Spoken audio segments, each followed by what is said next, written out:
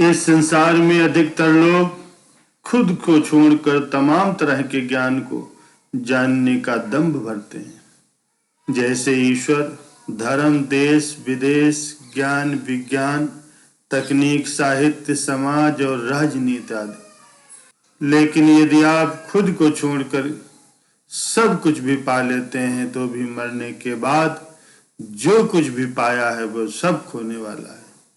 हालांकि कोई भी व्यक्ति खुद को जानना नहीं चाहता, सभी ये चाहते हैं कि लोग उन्हें जानें।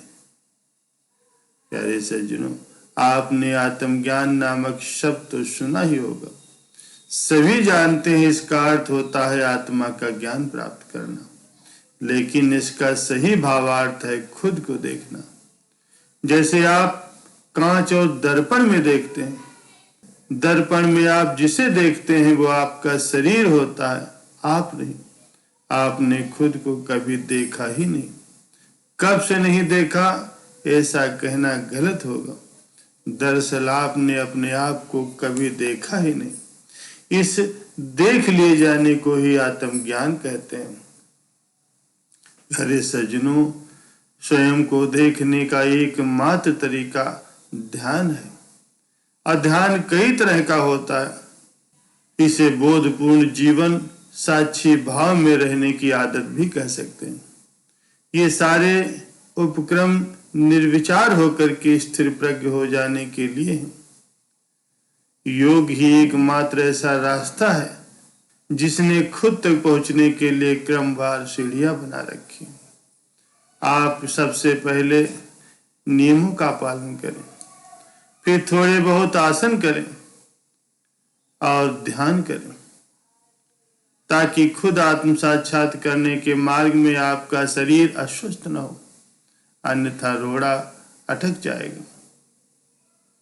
फिर प्राणायाम करते रहें, जिससे मस्तिष्क में भरपूर ऑक्सीजन मिलेगी और वहां स्थित छठी इंद्रिय को जागृत होने में सहयोग मिलेगा।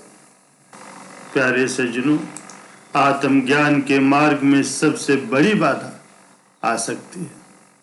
आसक्त मनुष्य कभी भी आत्मज्ञान प्राप्त नहीं कर सकता। प्यारे सज्जनों, एक बार कागभूषण जी के मन में ये जानने की इच्छा हुई, क्या इस संसार में कोई ऐसा भी दीर्घजीवी व्यक्ति है जो विद्वान भी हो और उसे आत्मज्ञान न हुआ। इस बात का पता लगाने के लिए वे महर्षि वशिष्ठ से आज्ञा लेकर के निकल पड़े। गांव को ढूंढा, नगरों में ढूंढा, वन और कांदराओं की खाक छानी, तब जाकर के कहीं उन्हें विद्याधर नाम के एक ब्राह्मण मिले। पूछने पर मालूम हुआ कि उनकी आयु 4 कल्प हो चुकी है। उन्होंने वेद शास्त्रों का परिपूर्ण अध्ययन किया है। शास्त्रों को श्लोक उन्हें ऐसे कंठस्थ थे जैसे तोते को राम नाम। किसी भी व्यक्ति की शंका का समाधान वे चुटकियों में कर देते थे। कागभूषण जी को उनसे मिलकर के बड़ी प्रसन्नता हुई, किंतु उन्हें बड़ा आश्चर्य भी हुआ कि इतने विद्वान होते पर भी विद्याधर को लोग आत्मज्ञानी क्यों नहीं कहते। ये जानने के लिए कागभूषण जी चुपचाप विद्याधर के पीछे पीछे घूमने लगे। विद्याधर एक दिन नीलगिरी पर्वत पर वन विहार का आनंद ले रहे थे। तभी उन्हें कवंद की राजकन्या आती हुई दिखाई दी। नारी के सौंदर्य से मोहित विद्याधर प्रकृति के आनंद को भूल गए और काम के आवेश ने उन्हें इस तरह से दीन कर दिया जैसे मणिहीन सर्प होता। वे राजकन्या के पीछे इस तरह से चल पड़े जैसे कोई मृत पशु की हड्डियां चाटने के लिए कुत्ता चलता। उस समय उन्हें न तो शास्त्रों का ज्ञान रहा न पुराणों का। राजकन्या की उपेक्षा से भी उन्हें बोध नहीं हुआ।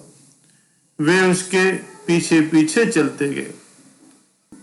राजमहल जब नजदीक आया तो वो कन्या तो महल के अंदर चली गई, लेकिन सिपाहियों को लगा ये कोई विक्षिप्त व्यक्ति है, इसलिए उन्हें पकड़ करके बंदी गृह में डाल दिया गया। कारागृह में पड़े विद्याधर से कागभूषण जी ने पूछा, हे मुनिवर, आप इतने विद्वान होकर भी ये नहीं समझ सके की आसक्ति ही आत्मज्ञान का सबसे बड़ा कारण है। यदि आप कामासक्त न होते तो आज ये दुर्दशा आपकी क्यों होती। ये सुनते ही विद्याधर के नेत्र खुल गए और धीरे धीरे उन्हें भी आत्मज्ञान हो गया। प्यारे सज्जनों, आत्मबोध से ही व्यक्ति व्यवहारिक और आध्यात्मिक जीवन में संतुलन स्थापित करके सुख, शांति और समृद्धि प्राप्त करता है। आत्मज्ञान की अनुभूति ही परमार्थिक आनंद का स्थान है। यही वो अमृत है जिसे पाने के उपरांत कुछ भी पाना शेष नहीं रह जाता। कहा भी जाता है ज्ञान श्रेष्ठ है, लेकिन आत्मज्ञान सबसे अधिक श्रेष्ठ है। स्वयं को जान लेने के बाद ही अन्य ज्ञान प्राप्त का सदुपयोग हो पाता, अन्यथा ज्ञान के हाथों से होकर के आया हुआ समस्त ज्ञान भी बहुधा आत्मज्ञानी ही सिद्ध होता, बहुधा आत्मघाती ही सिद्ध होता। प्यारे सज्जनों, मनुष्य के भीतर आत्मज्ञान का उजाला करने के लिए एक सच्चे गुरु का होना बहुत जरूरी। गुरु ही आत्मज्ञान की प्रेरणा प्रदान करके उसका मार्गदर्शन करता। आत्मज्ञान कराना गुरु का दायित्व है। सच्चा गुरु वही है जो व्यक्ति में आत्मज्ञान जागृत कर देता है, सही राह पर चलने की क्षमता, सामर्थ्य और दिशा देता है। इसके अतिरिक्त आत्मबोध की यात्रा का सरल और सहज मार्ग बताता है। विज्ञान ने तमाम मानवीय जिज्ञासाओं की पूर्ति की है, लेकिन उसकी भी एक सीमा है, और जहां विज्ञान की सीमा समाप्त होती है वहीं आत्मज्ञान का प्रभाव क्षेत्र आरंभ होता है। इसलिए हर व्यक्ति को आत्मज्ञान प्राप्त करना बहुत जरूरी है।